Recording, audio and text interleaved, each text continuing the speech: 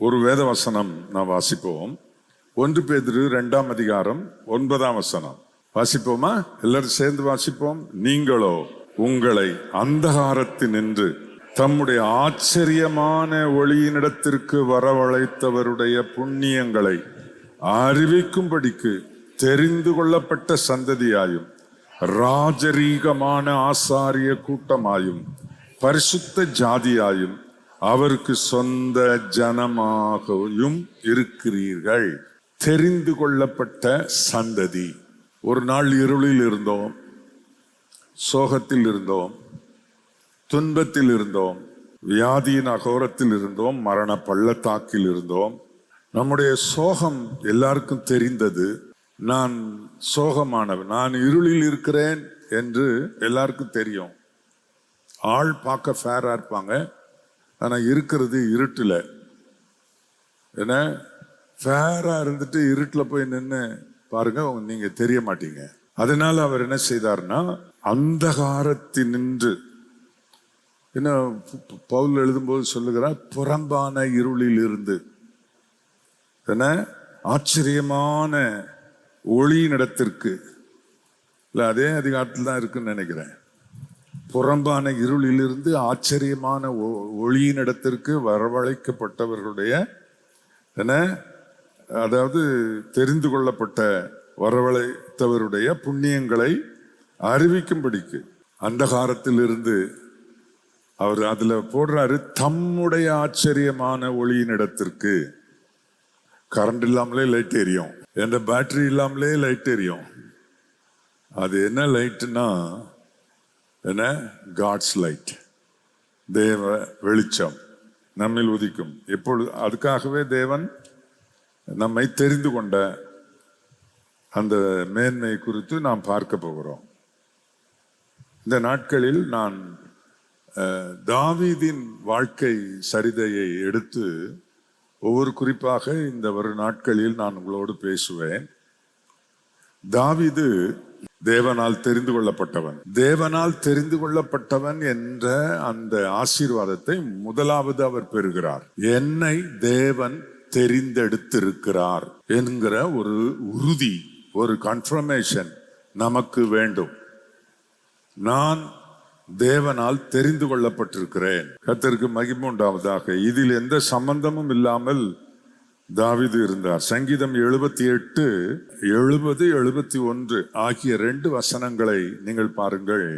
தம்முடைய தாசனாகிய தாவீதை தெரிந்து கொண்டு ஆட்டு தொழுவத்திலிருந்து அவனை எடுத்தார். கரவலாடுகளின் பின்னாக திரிந்த அவனை தம்முடைய ஜனமாகிய யாக்கோபையும் தம்முடைய சுதந்திரமாகிய இஸ்ரவேலையும் மேய்ப்பதற்கு அழைத்து கொண்டு வந்தார். தேவன் தெரிந்து கொள்ளும் போது தாவீது எங்க இருந்தார்? காட்டுல ஆடு மேய்த்து கொண்டு இருந்தார். அதாவது யாரை கர்த்தர் தெரிந்து கொள்ளுகிறார்? அந்த வாசித்த சங்கீதம் 4ஆம் அதிகாரத்தை நீங்கள் பாருங்கள். சங்கீதம் 4ஆம் அதிகாரத்தை பாருங்கள். பக்தி உள்ளவனை, 3ஆம் வசனம், பக்தி உள்ளவனை கர்த்தர் தமக்காக தெரிந்து கொண்டார் என்று அறியுங்கள். தாவீதுக்கு பக்தி இருந்தது. அவன் ஆடு மேய்த்து கொண்டிருந்தாலும் அவன் பக்தி உள்ளவன், சங்கீதம் பாடுகிறவன். அவனுக்குள்ளே ஒரு பக்தி இருந்தது. சவுலை கர்த்தர் தெரிந்து கொண்டார். ஏன்? அவனுக்குள்ளே ஒரு பக்தி இருந்தது. அதாவது யெகோவா வணக்கக்காரன், அதாவது பிதாவாகிய தேவன் யெகோவா என்ற நாமத்தில் வெளிப்பட்டவரை தொழுது கொள்ளுகிற ஒரு யூதன் அவன். கிறிஸ்தவர்கள் ஏதோ புதிதாய் ஒன்றை சொல்லுகிறார்கள். இது தேவனுக்கு பிரியமில்லாத நாமம் இயேசு என்று அவன் அறிந்து தன்னுடைய பக்தியை வெளிப்படுத்தி காட்டுவதற்காக இயேசுவை சொல்லுகிறவர்களும் இயேசுவை பற்றி பேசுகிறவர்களும் அவரை ஆராதிக்கிறவர்களும் அவர்களை பகைத்தான். ஆகவேதான் ஸ்தேவான் கொல்லப்படும் போது அவன் ஒருவனாக இருந்தான். இது இப்படி செய்வது தேவனுக்கு உகந்த பக்தி என்று அவன் நினைத்தான்.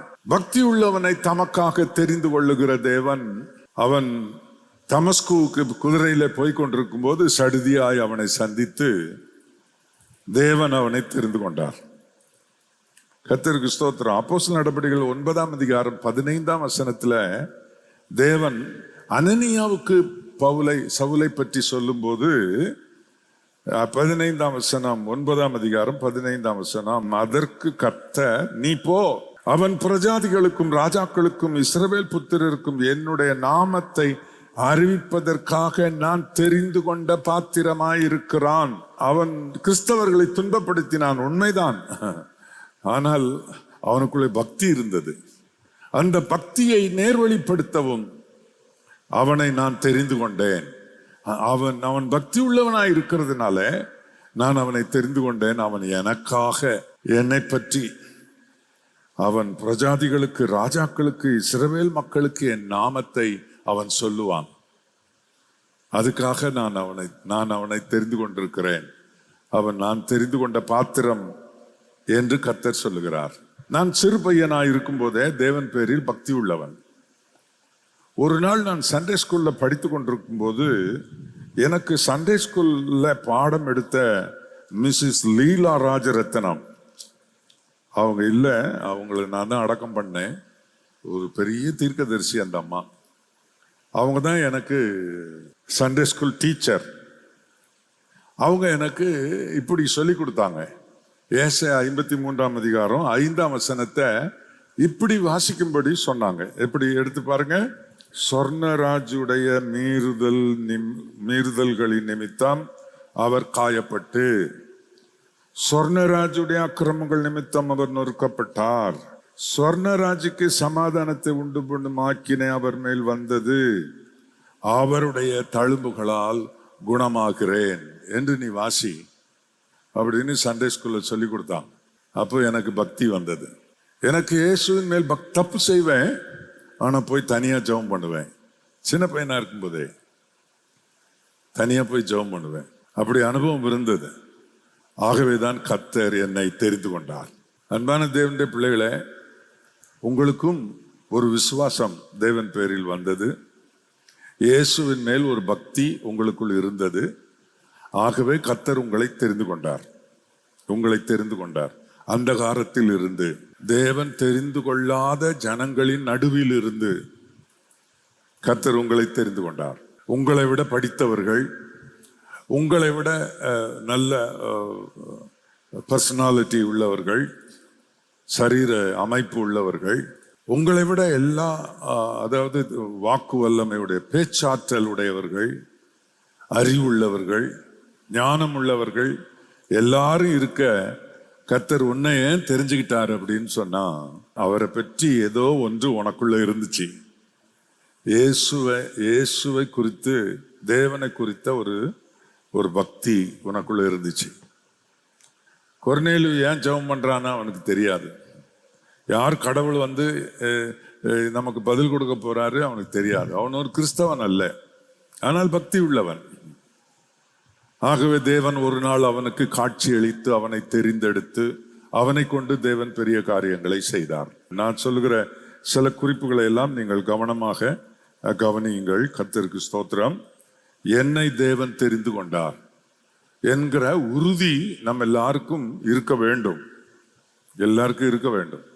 நான் இயேசுவை நேசிக்கிறேன், இயேசு என்னை தெரிந்து கொண்டிருக்கிறார், ஆகவே அவர் என்னோடு கூட இருக்கிறார் என்ற அந்த மன உறுதி நமக்கு இருக்கணும்.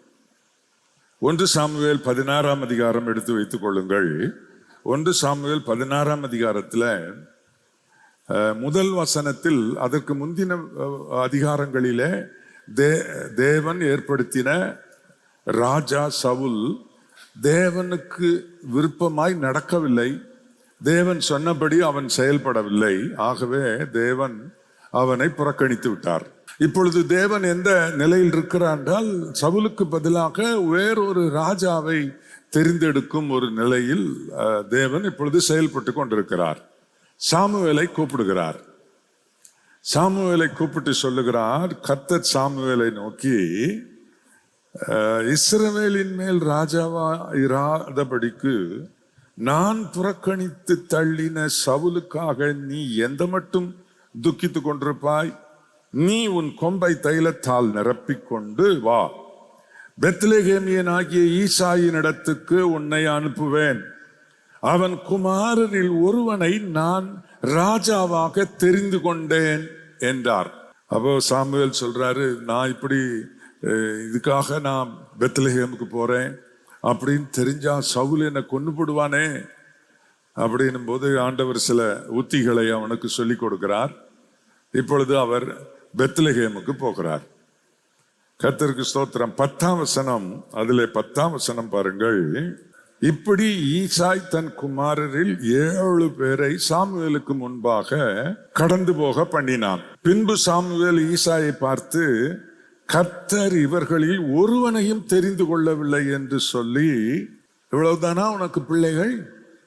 இந்த 7 பேர் தானா உனக்கு பிள்ளைகள் என்று கேட்ட பொழுது அவன் சொல்லுகிறான், இல்லை இல்லை, இன்னொரு கடையானவன் இருக்கிறான், கடைசி மகன் ஒருவன் இருக்கிறான், அவன் ஆடு மேய்த்து கொண்டிருக்கிறான் என்று சொன்னதும் சாமுவேல் தீர்க்கதரிசி சொல்லுகிறார், ஆள் அனுப்பி அவனை அழைப்பித்தான். உடனே அவனை அழைச்சிட்டு வா அப்படின்னு சொன்னான். அவன் சிவந்த மேனியும் அழகிய கண்களும் நல்ல ரூபம் உள்ளவனுமாய் இருந்தான். காட்டுல ஆடு மேய்க்கிறவங்க இந்த மாதிரி இருந்திருப்பான்னு நினைக்கிறீங்க? நேச்சுரலா யூதர்கள் அப்படித்தான் இருப்பாங்க, அழகாத்தான் இருப்பாங்க. ஆனா காட்டுல வாழ்ந்து அலைஞ்சவனுக்கு சூலமத்தி சொல்றா இல்லையா, வெயில்ல போனதுனால நான் கருப்பாயிட்டேன்னு சொல்றா பாருங்க. அது மாதிரி ஏதாவது ஆயிருக்கும். ஆனா வசனம் எப்படி தாவீதை, தேவன் தெரிந்து கொண்டவனை வர்ணிக்கிறது பாருங்கள். நீ கருப்பு மூஞ்சா இருக்கலாம், சப்ப மூக்கா இருக்கலாம், கோணவாயா இருக்கலாம், என்ன மூக்கு ஒரு மாதிரி கோணி போயிருக்கலாம், பார்க்க மற்றவங்களுக்கு நீ அழகில்லாமல் இருக்கலாம். ஆனால் தேவன் உன்னை தெரிந்து கொண்டபடியால் நீ அவருக்கு அழகானவன், அழகானவள். சும்மா டூப்பிடாதீங்க பாஸ்டர், நான் எனக்கு அழகு இல்லை, நீ அவருக்கு அழகு. கர்த்தருக்கு மகிமுண்டா. மனுஷன் ஒரு மனுஷனை பார்த்து அழகு என்று சொல்வதற்கு அழகு இருக்க வேண்டும். ஆனால் தேவன் முகத்தை பார்க்கிறதில்லை, அவர் இருதயத்தை பார்க்க. அகத்தின் அழகு என்று ஒன்று இருக்குது இல்லையா, அதை பார்க்கிறவர். ஆகவே அதை பார்த்து முகத்தின் அழகு எப்படி இருந்தாலும் அந்த உள்ளத்தை பார்த்து என்னை வர்ணிக்கிறவர் அவர் இல்லையா. சிவந்த மேனியும் அழகிய கண்களும் நல்ல ரூபம் உள்ளவனுமாயிருந்தான். அப்பொழுது கர்த்தர், இவன்தான், நீ எழுந்து இவனை அபிஷேகம் பண்ணு என்றார். அப்பொழுது சாமுவேல் தைல கொம்பை எடுத்து அவனை அவன் சகோதரர் நடுவிலே அபிஷேகம் பண்ணினான். அந்நாள் முதற்கொண்டு கர்த்தருடைய ஆவியானவர் தாவீதின் மேல் வந்து இறங்கி இருந்தார். சாமுவேல் எழுந்து ராமாவுக்கு போய்விட்டான், அவன் வீட்டுக்கு போயிட்டான். ஒரு தகப்பனுக்கு 8 குமாரர் இருக்கிறார்கள், 8 குமாரர் இருக்கிறார்கள். ஈசா என்பவன் அன்றைக்கு இருந்தவர்களிலே வயதில் மூத்தவன். அவனுக்கு பெண் பிள்ளைகள் இருந்தார்களா அதை பற்றி எனக்கு தெரியல. வீட்டிலேயே இருந்து காரியங்களை செய்யறவங்க, அதாவது சவுலின் சேனையில எலியாப், அபினதாப், சம்மா 3 பேர் வேலை செய்தாங்க. மற்றவனுங்க என்ன வேலை செய்தானுங்களோ தெரியல. ஆனா ஆடு மேய்க்கல, அங்கே எங்கேயும் இருந்தாங்க. இப்போ நான் உன் வீட்டுக்கு என்ன விஷயமா வந்திருக்கிறேன் அப்படின்னு சொன்ன உடனே ஈசாய்க்கு ரொம்ப சந்தோஷம். அவன் என்ன செய்கிறான் என்றால், தன் மூத்த மகன் எலியாப்பை கொண்டு வந்து நிறுத்துகிறான். அவனுடைய தெரிந்து கொள்ளுதல் அது. எலியாப் மூத்தவனுக்கு தான் ஆசீர்வாதம் போகணும் அப்படின்னு. அப்படித்தான் யாக்கோபு யோசேப்பின் 2 குமாரர்களை தனக்கு முன்பாக கொண்டு வந்து நிறுத்தின போது அவனுக்கு தெரியும், மனாசேவை வலது பக்கம் நிறுத்தியிருப்பான், எப்ராஹிமை இடது பக்கம் நிறுத்தியிருப்பான் அப்படின்னு தெரியும். கண்ணு தெரியல, ஆனா முறை அதுதான் அப்படின்னு அவனுக்கு தெரியும். அதனால பிள்ளைகளை ஆசீர்வதிக்கணும், கூட்டிட்டு வா அப்படின்னு சொன்னப்போ அவன் யாக்கோபு அப்படி தெரிந்து தன்னுடைய வலது கைய எப்ராஹிம் மேலையும் தன்னுடைய இடது கைய மனாசே மேலையும் இப்படி வைக்கிறான். யோசேப் சொல்றான், இல்லப்பா இல்லப்பா இல்லப்பா, அப்படி இல்லப்பா, தப்புப்பா நீங்க செய்யறது. இவன் மூத்தவன், இவன் இளையவன், கையை மாத்தி வைங்க அப்படிங்கிறான். அது எனக்கு தெரியும்டா, எனக்கு தெரியும்டா, நீ கொண்டு வந்து நிற்கும் போதே மனாசே வலது பக்கம் நிறுத்திருப்பேன்னு எனக்கு தெரியாதா? எனக்கு தெரியும்டா, இவனை விட இவன் ஆசீர்வாதமா இருப்பான்டா. கர்த்தருக்கு மகிமை உண்டாவதாக. தேவன் தெரிந்து கொள்ளும் மனிதர்கள் நீங்க எல்லாரும் தேவனால் தெரிந்து கொள்ளப்பட்டவர்கள் என்கிற அந்த உறுதியை உடையவர்களாக இருக்க வேணும். தேவனால் தெரிந்து கொள்ளப்படாதவர்களுடைய நிலையில் நாம் இருக்கக்கூடாது. இந்த தாவீது பக்தி உள்ளவன், மற்றவர்கள் அப்படி இல்லை. வேத வசனத்தில் சொல்லி இருக்கிறது, நான் இவனை தெரிந்து கொள்ளவில்லை. எலியாப்பை கொண்டு வந்து நிறுத்தின உடனே சாமுவேல் பார்க்கிறான், ஆஹா என்ன பர்சனாலிட்டி, என்ன அழகான முகம், ராஜாவுக்கு ஏத்த அத்தனை அம்சமும் இவங்கிட்ட இருக்குது, இவன் தானாக்கும் அப்படின்னு உடனே தேவன் என்ன சொல்லுகிறார், இல்லை இல்லை இல்லை இல்லை இல்லப்பா இல்லப்பா, நீ நினைக்கிற மாதிரி இல்லப்பா, என்ன நீ நினைக்கிற மாதிரிலாம் அப்படிலாம் கிடையாது, அப்படி தெளிவா சொல்லுகிறார். 7ஆம் வசனம், கர்த்தர் சாமுவேலை நோக்கி எல்லாருடைய பிள்ளைகள் எல்லாம் பரிசுத்தம் பண்ணி தேவ சமூகத்தில் கொண்டு வந்து நிறுத்தினான். முதலாவது எலியாப்பை கொண்டு வந்து நிறுத்துகிறான்.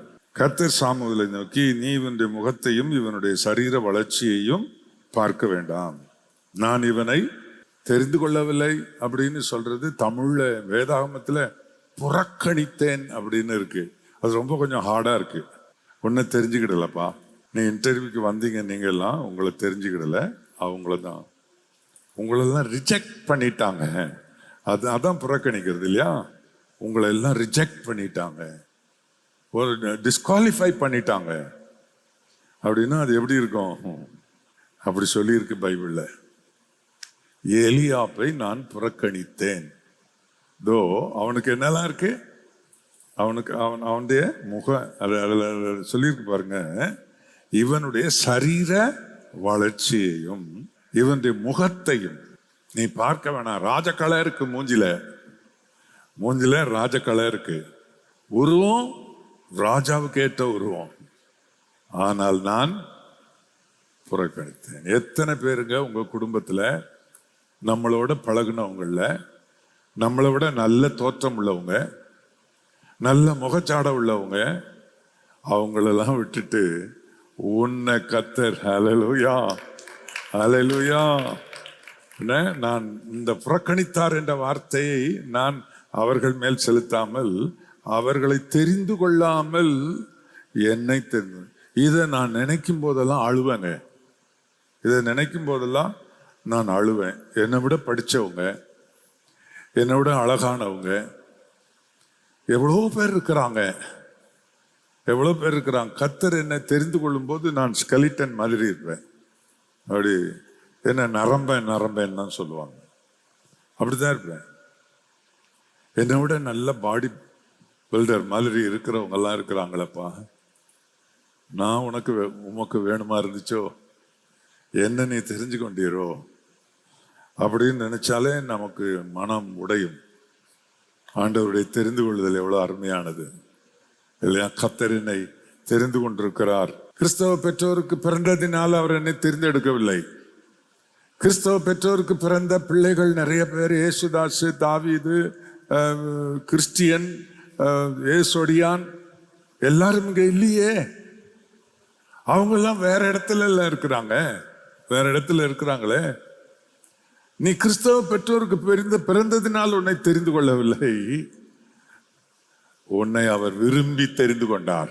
ஆமா பாஸ்டர், உண்மைதான், என்னை என் தேவன் தெரிந்து கொண்டார். எத்தனை பேர் சொல்லுவீர்கள் நான் தேவனால் தெரிந்து கொள்ளப்பட்டவன்? எத்தனை பேர் சொல்லுவீங்க? நான் கேட்கறேன்ல, தெரிந்து கொள்ளலைன்னா கை கிளப்பட்டுருங்க. தெரிஞ்சு கொண்டவர் என்ன கர்த்தர் தெரிஞ்சுக்கிட்டாரு அப்படின்றவன் கை வைத்துங்க. இதை விட பெரிய பாக்கியம் வேற எதுவுமே இல்லைங்க. இதை விட பெரிய பாக்கியம் வேற எதுவுமே இல்லை. 10 பேர் 8 பேர் இருக்கிறாங்க, அதுல தாவீது உன்னை மாத்திரம்தான். எவ்வளவு பெரிய ப்ரௌட் அது, எவ்வளவு பெருமை, எவ்வளவு பெரிய இந்த மாதிரி இந்த ஸ்லாக்கியத்தை நினைச்சு நாம பரவசம் அடையணுங்க, சந்தோஷப்படணும். இல்லாத சில விஷயங்களை மனசுல வச்சுக்கிட்டு நொந்து போறத விட இதை நினைச்சு நீங்க புகழணுங்க. இன்னைக்கு இருக்கிறாங்க, நாளைக்கு இருக்க மாட்டேங்க. நான் இருக்க மாட்டேன், கொஞ்ச நாள் தாங்க, அப்படித்தான் ஒவ்வொருத்தரும் சொல்லணும். நான் நிலையா பூமியில் இருக்க போறது இல்லைங்க.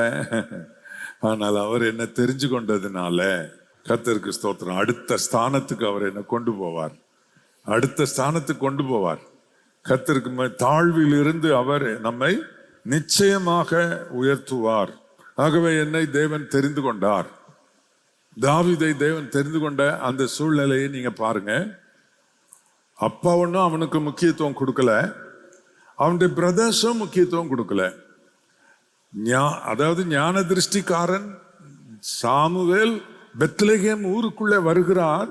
உடனே அந்த ஊர் மூப்பர்கள் வேகமாக ஊரை நோக்கி, ஞான திருஷ்டிக்காரன் வருகிறாரே, ராஜாக்களை ஏற்படுத்தி ராஜாக்களை அபிஷேகம் பண்ணுகிற சச்சம், அதாவது அவ்வளவு பெரிய ஒரு தேவ மனுஷன் தீர்க்கதரிசி நம்ம ஊருக்கு வர்றாரு, என்ன என்ன என்ன இருக்குதோ தெரியலேன்னு எல்லாரும் ஓடுறாங்க. நீர் வந்திருக்கிறது சமாதானமா அல்லது எதுவும் பிரச்சனையா? பெத்லகேம்ல எதுவும் பிரச்சனையா? அதெல்லாம் ஒன்றும் இல்லை, சமாதானம் தான். நான் பலி செலுத்த வந்தேன்.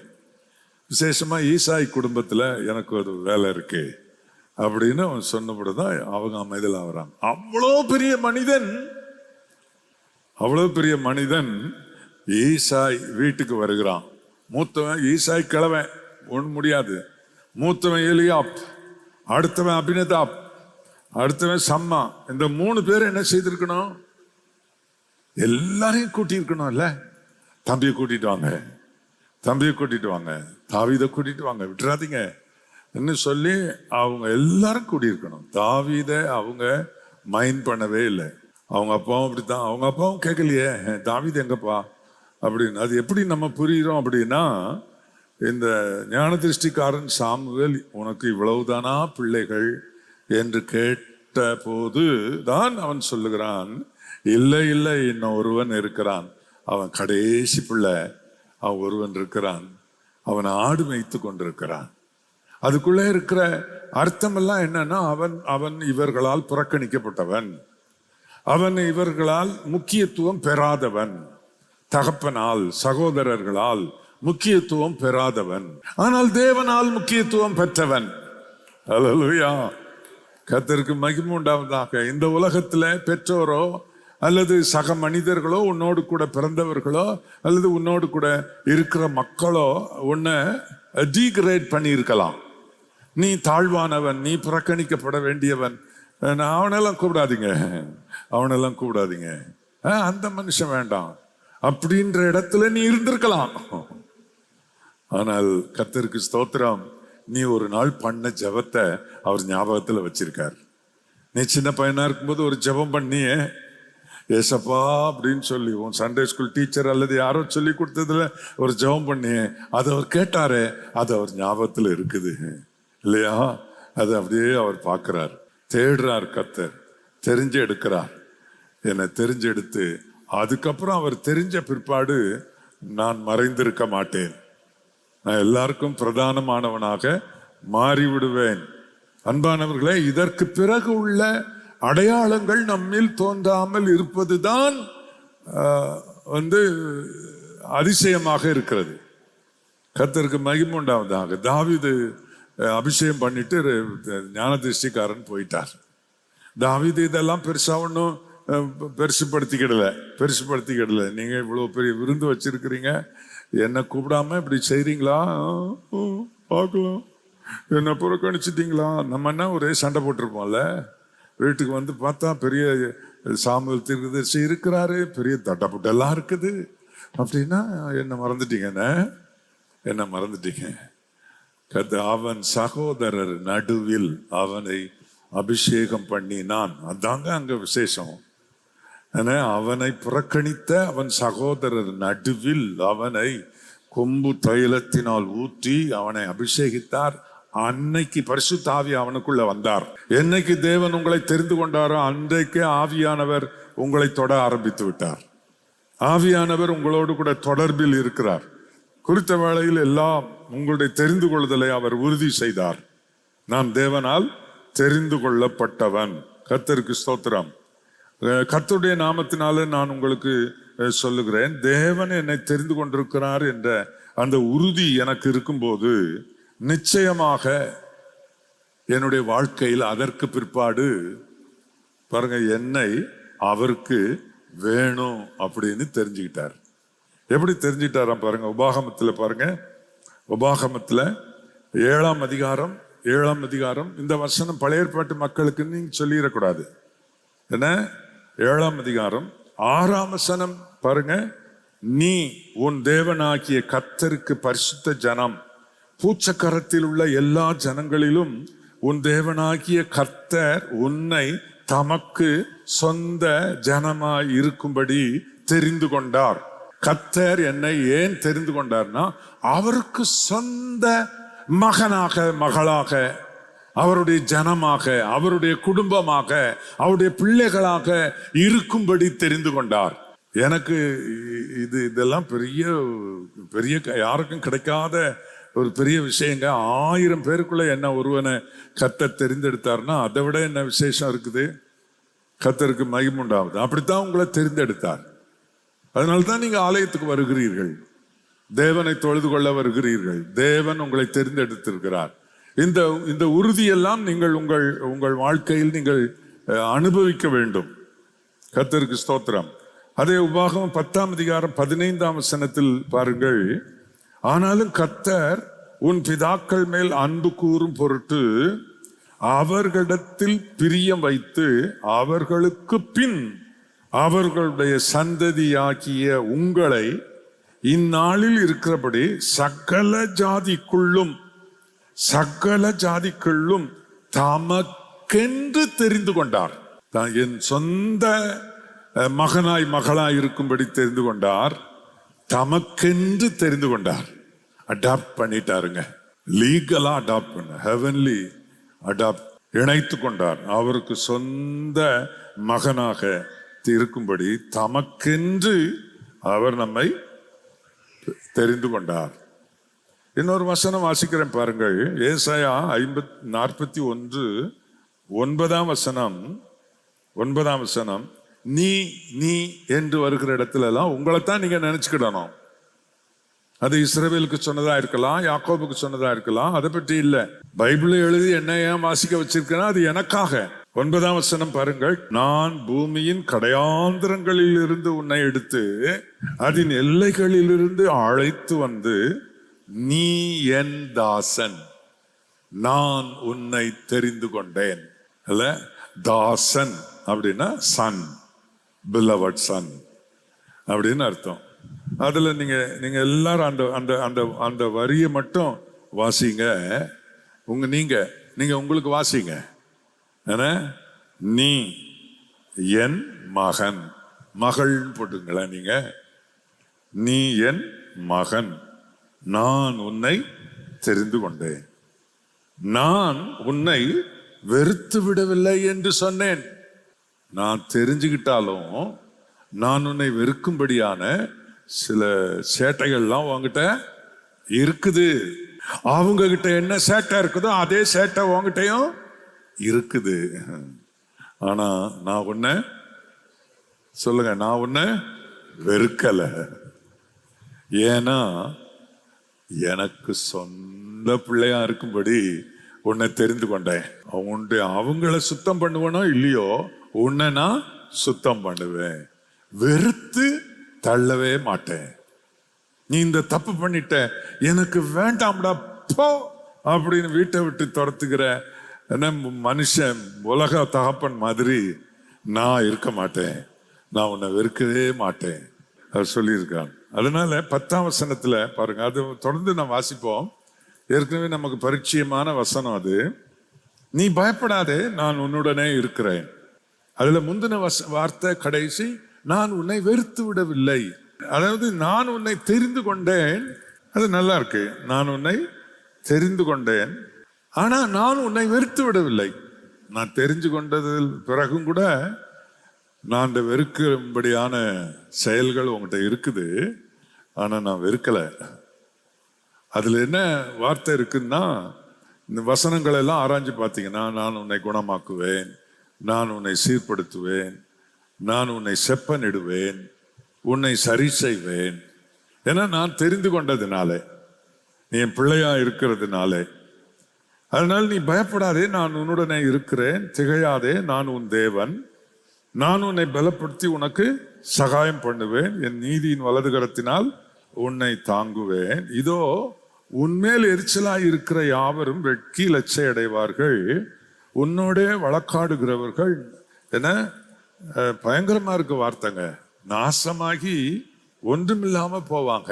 இதுல நான் என்ன சொல்ல விரும்புறேன்னா, தேவன் என் ஆண்டவர் இயேசு கிறிஸ்து என்னை அவருடைய பிள்ளையாய் இருக்கும்படி, மகளாய் மகனாய் இருக்கும்படி தெரிந்து கொள்ளப்பட்ட பிற்பாடு நான் என்ன சேட்டை பண்றேனோ கொள்றேனோ அதை அவர் பார்த்துக்குவாரு. என் பிள்ளை எனக்கு தெரியும், அவனை அடிப்பேன், பிடிப்பேன், அவனை திருத்துவேன், சர்வேன், அதெல்லாம் நான் பார்த்துக்கிடுவேன். ஆனா என்ன, உன்மேல் எரிச்சலாயிருக்கிற யாவரும், நான் தெரிந்து கொண்ட என் மகனே, என் தாசனே, உன்மேல் எரிச்சலாயிருக்கிற யாவரும், அவர்களுடைய எரிச்சல் உன்னை தாக்கும்படி நான் விட மாட்டேன். இல்லையா? எரிச்சலாயிருக்கிற யாவரும் வெட்கம் அடைவார்கள், மேற்கொள்ள மாட்டார்கள் என நான் உன்னை தெரிந்து கொண்டேன். இந்த பிரிவிலேஜை நீங்க நினைச்சீங்கன்னா நீங்க சந்தோஷமா இருக்கிறதுக்கு இதுவே போதுமானது. உங்க முகம் அலட்சியா இருப்பதற்கு இதுவே போதுமானது. உன் மேல எரிச்சல் உள்ளவங்க இருப்பாங்க, உன்னை கீழே தள்ளணும்னு நினைக்கிறவங்க இருப்பாங்க, உனக்கு விரோதமா ஏதாவது செய்யணும்னு இருப்பாங்க, முன்னேற விடாம எதையாவது செய்யணும்னு நினைக்கிறவங்க நிறைய பேர் இருப்பாங்க. அவங்க தான் வெட்கப்படுவாங்க என்றாரு. ஏன் சொல்லுங்க? உன்னை நான் தெரிந்து கொண்டேன், எனக்கு சொந்தமா, என் பிள்ளையா, எனக்குன்னு, தனக்கென்று, தமக்கென்று, எனக்கென்று நான் உன்னை தெரிந்து கொண்டேன். உன் மேல எவன் எரிச்சலா இருந்தா என்ன, எவன் என்ன பேசினா என்ன, அவங்கதான். நிறைய வார்த்தைலாம் அவர் சொல்றார். என்ன, ஒன்றுமில்லாத அவங்களா போயிடுவாங்க. அப்படிப்பட்டவங்க பாரு, கொஞ்ச நாள்ல அவங்க ஒண்ணும் இல்லாம போயிடுவாங்க. நீ அதுக்காக ஜெபம்லாம் பண்ண வேண்டாம், அதுக்காக ஜெபம் வேண்டாம். நீ உங்க இருதயத்துல நினைச்சுக்கோ, அவர் உனக்கு சொல்லிட்டாரு. ஹலோ, அவர் உனக்கு சொல்லிட்டாரு. என்ன சொல்லிட்டாரு? நான் உன்னை தெரிஞ்சு கொண்டேன், நீ என் தாசன், என்னுடைய பிள்ளை, எனக்குன்னு என்ன, எனக்கு சொந்தமா இருக்கணும்னு நான் உன்னை தெரிஞ்சு எல்லா உரிமையும் உனக்கு கொடுத்துட்டேன். அதனால நீ பயப்படாத, நான் உன் கூட இருக்கிறேன். உண்மையில எரிச்சலா இருக்கிறவங்க ஒண்ணுமில்லாம போயிடுவாங்க அப்படின்னு சொல்லியிருக்கு. உன்னோட போராடினவர்களை தேடியும் காணாதிருப்பாய். உன்னோடு போராடினவர்களை எங்கனாலும் சரிங்க, பூமியில எந்த கோடியில இருந்தாலும் சரி, உன்னோடு போராடினவர்கள் என்ன. இப்பதான் ஏஐலாம் வந்துருச்சுங்களே, அதனால பக்கத்து வீட்டில் இருக்கிற மாதிரி உங்ககிட்ட சண்டை போடலாமே டெக்னாலஜி வச்சு. ஏன்னா அமெரிக்காவில் இருந்தாலும், அலாஸ்காவில் இருந்தாலும், இங்க இருக்கிற தமிழ்நாட்டில் சென்னையில் இருக்கிறவங்களோட போராட முடியும். நடக்கிறது அப்படி. கர்த்தருக்கு மகிமையுண்டாக நான் சொல்லுகிறேன். இந்த வார்த்தையை பாருங்க, எனக்கு ஆச்சரியமா இருக்கு. உன்னோட போராடினவர்களை, ஏசாயா 41:12, உன்னோடு போராடினவர்களை தேடியும் காணாதிருப்பாய். உன்னோட யுத்தம் பண்ணின மனுஷர், அதுல ரொம்ப இலக்கணமா அப்படி எல்லாம் போட்டிருக்கு. இங்க தானே இருந்துச்சு, காணுமே தொடச்சு பார்த்தாலும் அவங்கள என்ன செய்ய முடியாது, பார்க்கவே முடியாது. அல்லேலூயா, கர்த்தருக்கு ஸ்தோத்திரம். நான் பார்த்துருக்கேங்க என் லைஃப்ல. நான் போராடுறது இல்லை, ஆனா என்னோட போராடுவாங்க. 13ஆம் வசனம், கர்த்தர் நமக்கு கொடுத்த வாக்குத்தத்தம், உன் தேவனாயிருக்கிற, என்ன, உன் தேவனாயிருக்கிற கர்த்தராகிய நான் உன் வலது கையை பிடித்து. அந்த வலது கையை பிடித்துன்றது பெரிய பிரசங்கங்க. வலது கையை பிடித்து, இதை மனசுல வச்சுக்கிடுங்க நீங்க எல்லாரும். அவர் சொல்றாரு, உன் தேவனாயிருக்கிற கர்த்தராகிய நான் உன் வலது கையை பிடித்து, பயப்படாதே, உனக்கு துணை நிற்கிறேன் என்று அவர் தெரிந்து கொண்ட எனக்கு சொல்லுகிறார். ஆமென். அவர் தெரிந்து கொண்ட எனக்கு சொல்லுகிறார். அவர் தெரிந்து கொள்ளாத அநேகர் உன்னை சுற்றி இருக்கிறார்கள். வீட்டுக்குள்ளேயே இருப்பார்கள், யோவான் சுவிசேஷம் 15ஆம் அதிகாரம் 16ஆம் வசனத்தின் முன்பகுதி. நீங்கள் என்னை தெரிந்து கொள்ளவில்லை, நான் உங்களை தெரிந்து கொண்டேன். அவர்கிட்ட ஒரு கேள்வி கேளுங்க, என்னப்பா என்னை சுத்தி பத்தி 20 பேர் இருந்தாங்களே, அதுல நான் மட்டும்தான் உங்க கண்ணுக்கு தெரிஞ்சேனா? இல்லப்பா, உன்னை நான் தெரிந்து கொண்டேன், அவ்வளவுதான். அப்படி கர்த்தருடைய வார்த்தை இங்கு இருக்கிறது. 1 கொரிந்தியர் 1ஆம் அதிகாரம் 26 முதல் 29 முடிய உள்ள வசனங்கள். எப்படி எனில், சகோதரரே, நீங்கள் அழைக்கப்பட்ட அழைப்பை பாருங்கள். மாம்சத்தின்படி ஞானிகள் அநேகர் இல்லை. சிலர் இருந்தாங்க, பவுல் மாதிரி சவுல் மாதிரி சில ஞானிகள் இருந்தாங்க தான். ஆனா அநேகர் ஞானிகள் அல்ல. 12 சீடர்களில் இந்த இவன் 13ஆவதவன். இவனு கொஞ்சம் கமாலியல் பாதத்தருகே உட்கார்ந்து படிச்சவன். மிச்சவெல்லாம் என்ன மீன் பிடிக்க படிச்சவன். நீங்கள் அழைக்கப்பட்ட அழைப்பை பாருங்கள். மாம்சத்தின்படி ஞானிகள் அநேகர் இல்லை, வல்லவர்கள் அநேகர் இல்லை, பிரபுக்கள் அநேகர் இல்லை. ஞானிகளை வெட்கப்படுத்தும்படி தேவன் உலகத்தில் பைத்தியமானவைகளை தெரிந்து கொண்டார். பலம் உள்ளவைகளை வெட்கப்படுத்தும்படி தேவன் உலகத்தில் பலவீனமானவைகளை தெரிந்து கொண்டார். உள்ளவைகளை அவமாக்கும்படி உலகத்தில் இழிவானவைகளையும் அற்பமாய் எண்ணப்பட்டவைகளையும் இல்லாதவைகளையும் தேவன் தெரிந்து கொண்டார். மாம்சமான எவனும் தேவனுக்கு முன்பாக மேன்மை பாராட்டாத படிக்கு அப்படி செய்தார். ஒரு பெரிய வீட்டிலே பொன், வெள்ளி, மரம், மண்ணுமான பாத்திரங்கள் உண்டு. இவைகளில் இந்த 4 வகையான பாத்திரங்களில் எஜமானுக்கு பயன்படும் பாத்திரம் எதுவாய் இருந்திருக்க கூடும் என்றால், நான் சொல்லுகிறேன், அந்த மண் பாத்திரமாகத்தான் இருந்திருக்க கூடும். இங்க என்ன சொல்லுகிறார் என்றால், என்ன, உலகத்துல இழிவாய் ஆனவைகளையும் அற்பமாய் எண்ணப்பட்டவைகளையும் இல்லாதவைகளையும் நான் தெரிந்து கொண்டேன். ஏன் அப்படி தெரிஞ்சுக்கிட்டேன் தெரியுமா? மாம்சமான எவனும் தேவனுக்கு முன்பாக பெருமை பாராட்டாதபடிக்கு அப்படி செய்தார். நான் அவனை ஏன் தெரிந்து கொள்ளவில்லை தெரியுமா? நான் படித்திருக்கிறேன் என்ற ஒரு பெருமை அவனிடத்தில் இருக்கிறது. நான் எல்லா தகுதியோடு இருக்கிறேன் என்ற ஒரு அறிக்கை அவனிடத்தில் இருக்கிறது. அதனால் நான் தெரிந்து கொள்ளவில்லை. உன்னை நான் ஏன் தெரிந்து கொண்டேன் தெரியுமா? நீ ரொம்ப தாழ்மை உள்ளவனாய், ஒன்றும் இல்லாதவனாய், இவன் தேரமாட்டான்னு நிறைய பேர் உன்னை பத்தி சொல்லிட்டாங்க. இவன் தேரமாட்டான், இவன் முன்னேற மாட்டான், இவன் விளங்க மாட்டான். இதெல்லாம் என்ன செய்ய போகுது? இந்த மூஞ்சிங்கெல்லாம் என்ன செய்ய போகுது அப்படின்னு உன்னை பத்தி பலர் சொன்னாங்க. அதெல்லாம் பார்த்தேன். அதனால நீ என்னுடையவனா இருக்கக்கூடிய தகுதி உன்கிட்ட இருக்கு. அந்த தகுதி என்ன தெரியுமா? உன்கிட்ட ஒண்ணு இல்லை. அதனால உன்னை தெரிந்து கொண்டேன் என்று கர்த்தர் சொல்லுகிறார். அல்லேலூயா. கர்த்தர் என்னை தெரிந்து கொண்டார். கர்த்தருக்கு மகிமை உண்டாவதாக. தேவன் தெரிந்து கொண்டவர்களுக்கு தேவன் கொடுக்கிற விசேஷம். அதுக்கு பிற்பாடு தேவன் தெரிந்து கொண்டவர்களை தேவன் கைவிடவே மாட்டார். கர்த்தர் தெரிந்து கொண்டவன். இயேசுநாதர் உலகத்தில் மாம்சத்தில் இருந்த நாட்களில் அவர் பல உதாரணங்களை சொன்னார். அவர் போதனைக்கு ஏற்ற உதாரணங்களை அவர் அப்படியே அவர் பேச்சுவாக்கிலேயே அவர் சொன்னார். 2 குமாரர் ஒரு தகப்பனுக்கு இருந்தார்கள்.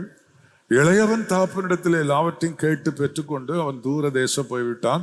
2 பேரும் என்னுடைய குமாரர்கள் தான், அந்த தகப்பனுடைய குமாரர்கள் தான். மூத்தவன் கூடவே இருக்கிறான். இளையவன் எல்லாவற்றையும் எடுத்துக்கொண்டு தூர தேசம் போய்விட்டான். என்னை விட்டு விலகி போய்விட்டான். ரொம்ப தூரம் போய்விட்டான். ஆனால் அவன் என் மகன், நான் தெரிந்து கொண்ட என் மகன், நான் பெற்றெடுத்த என் மகன். அவன் ரொம்ப தூரம் போயிட்டான், அவன் வருவான் என்று நான் எதிர்பார்த்து கொண்டே இருந்தேன். அவன் வருவான் என்று. அவன் ஒரு நாள் வந்தான். அவனுடைய பிள்ளை அல்லவா? ஒரு நாள் வந்தான். நிக்க வச்சு கேள்வியெல்லாம் கேட்கல. படவா, எங்கடா போயிட்டு வந்த? எங்கடா சுத்தின? என்கிட்ட வாங்கிட்டு போன பணமெல்லாம் எங்கடா? என்ன பண்ண? ஒன்னும் இல்லை. மரித்தான். அவனை இப்பொழுது உயிரோடு இருக்கான். அதுவே போதும். அவன் மனம் திரும்பி வந்ததை தகப்பன் ஏற்றுக்கொண்டு அணைத்துக் கொள்கிறான். நான் தேவனுடைய பிள்ளையாயிருப்பேன் ஆனால், தேவன் தெரிந்து கொண்ட தேவனுடைய பிள்ளையாயிருப்பேன் ஆனால், நான் ஒரு சிறு தவறு செய்து நான் கர்த்தருக்கு பிரியமில்லாத காரியத்தை செய்தால் எனக்குள்ளே அந்த மனம் திரும்புதல் இருக்கும். நான் எங்க அப்பாட்ட போவேன், என் ஆண்டவர் இயேசுவிடம் போவேன், நான் என்ன அறிக்கை செய்வேன். நான் எங்க போனாலும் எனக்கு எந்த ஆசீர்வாதம் இல்லை, எங்க அப்பா கிட்ட தான் எனக்கு எல்லாம் இருக்குது, நான் அவர்கிட்ட போவேன் அப்படின்னு நினைக்கிற எண்ணம் தேவன் தெரிந்து கொண்ட அவருடைய பிள்ளைகளிடத்தில் இருக்கும். துணிகரமான பாவங்களை திரும்ப திரும்ப செய்து தேவனை விட்டு விலகி போக மாட்டார்கள். தேவன் தெரிந்து கொண்ட பிள்ளைகள் இவ்விதமாயிருப்பார்கள். ஆகவே தேவன் என்ன செய்வார்னா, நீ இவ்வளவு தூரம் போய் இவ்வளெல்லாம் அழிச்சு நாசம் பண்ணிட்டு வந்தல, அந்த வெராண்டாவில் கடை போன போது பிள்ளையா பெத்து எடுத்துட்டேனே என்ன செய்யறது, சனியா அந்த வெராண்டாவில் இரு. அப்படி இல்லை, அவனுக்கு புது ட்ரெஸ்ஸு, புது ஆர்னமெண்ட்டு, அது மாத்திரம் இல்லை, விருந்து, உபசரணை எல்லாம் நடக்குதுங்க. கர்த்தருக்கு ஸ்தோத்திரம். தேவன் தெரிந்து கொண்ட பிள்ளைகளாகிய நாம் ஒரு தவறு செய்து விட்டோம் என்பதற்காக தேவன் நம்மை ஒதுக்கி தள்ளி என் பிள்ளை என்று சொல்லாமல் என் மனம் திரும்புதலை எதிர்பார்த்து கொண்டே அவர் இருக்கிறார். ஒரு நாள் என் மகன் வந்து என்னிடத்தில் அந்த தவறு செய்து விட்டேன், என்னை மன்னியும் என்று கேட்பான் என்று அவர் எதிர்பார்க்கிறார். அவர் தெரிந்து கொண்ட பிள்ளையா இருக்கிறதுனால நீ ஒரு தவறை செய்து உணர்ந்து அவரிடத்தில் போன உடனே அவர் உடனே உன்னை கட்டி பிடித்து முத்தம் செய்து அவர் உன்னை மேன்மைப்படுத்துவதில் அக்கறையாய் இருக்கிறார். இதை ஞாபகம் வைத்துக்கொள். நான் தவறு செய்து விட்டேன் என்று உன்னை நீ மறுபடியும் தூர தூர தூர உன்னை கொண்டு போகாதே. தவறு செய்த உன்னை அனைத்து முத்தமிடுகிற தகப்பன், உன்னை தெரிந்து கொண்ட தேவன் ஒருவர் இருக்கிறார். நீ செய்த தவறை சாத்தான் உனக்கு திரும்ப திரும்ப எடுத்து காட்டுவான், திரும்ப திரும்ப சொல்லுவான். நீ ஒரு விசுவாசி இப்படி பேசலாமா? தேவன் தெரிந்து கொண்ட பிள்ளை உன் வாயில இப்படி வார்த்தை வரலாமா? நீ இப்படி பிஹேவ் பண்ணலாமா? நீ இந்த மாதிரி செய்யலாமா? செய்துட்டேல்ல, நீ இனிமே எந்த முகத்துல போய் உங்க அப்பாவை போய் பார்ப்ப? நீ தேவனிடத்துல போய் ஜெபம் பண்ணுவ, நீ உன் ஜெபத்தை அவர் கேட்க மாட்டாரு. அதனால நீ வந்துரு, தூரப்போ, இன்னும் போயிரு. என்ன மேலும் மேலும் தப்பு செய்தாலும் அவருக்கு இடத்துல போக வேண்டியதில்லை அப்படின்னு இயேசுவை விட்டு, தகப்பனை விட்டு நம்மை தூரம் தூரம் தூரம் தூரம் கொண்டு போகிற சத்துரு ஒரு பக்கம் இருக்க, இன்னொரு பக்கம் என் மகன் வருவான் வருவான் வருவான் என்று ஆவலோடு காத்திருக்கிற தகப்பன் ஒரு பக்கம் இருக்க, இந்த ரெண்டுல நான் எந்த நிலையில் நான் இருக்கிறேன்?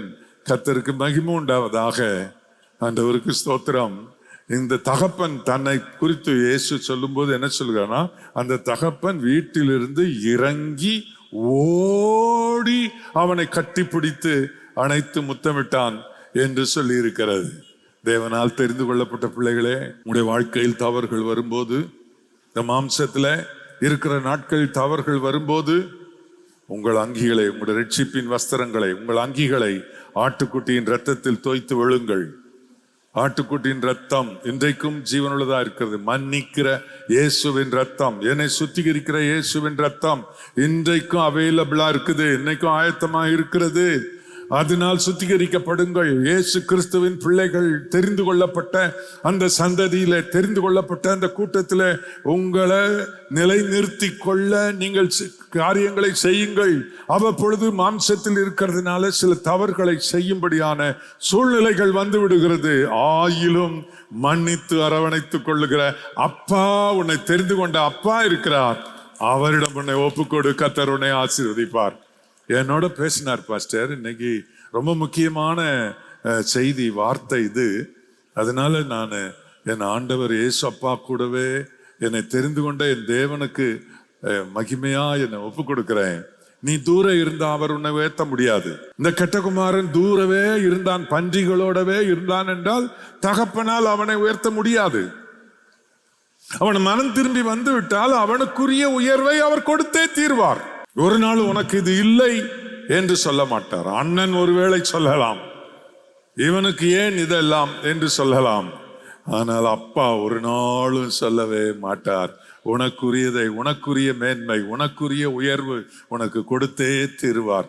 யாராவது உன்மேல் எரிச்சலா இருந்தால், உன்மேல் எரிச்சலா இருக்கிற அவர்களின் எரிச்சல் உன்மேல் வராதபடி அந்த எரிச்சலை அவர்களுக்கே திருப்பி விடுவார். உனக்கு விரோதமாக சண்டையிடுகிறவர்கள், உன்னுடைய மேன்மையை கெடுத்து விட நினைக்கிறவர்கள் யாரானாலும் அவர்களே இல்லாமல் போய்விடுவார்கள். தெரிந்து கொள்ளப்பட்டவர்களுக்கு எவ்வளவு பெரிய ஸ்லாக்கியம். அப்பா என்னோட பேசிட்டார். என் அப்பா இயேசுவை அணைத்து கொண்டு அவரோடு நான் மகிழ்ச்சியாய் வாழ்கிற இந்த இன்ப வாழ்வுக்கு என்னை ஒப்புக் கொடுக்கிறேன் சொல்லுங்கள். எழுந்து நெல்லுங்கள்.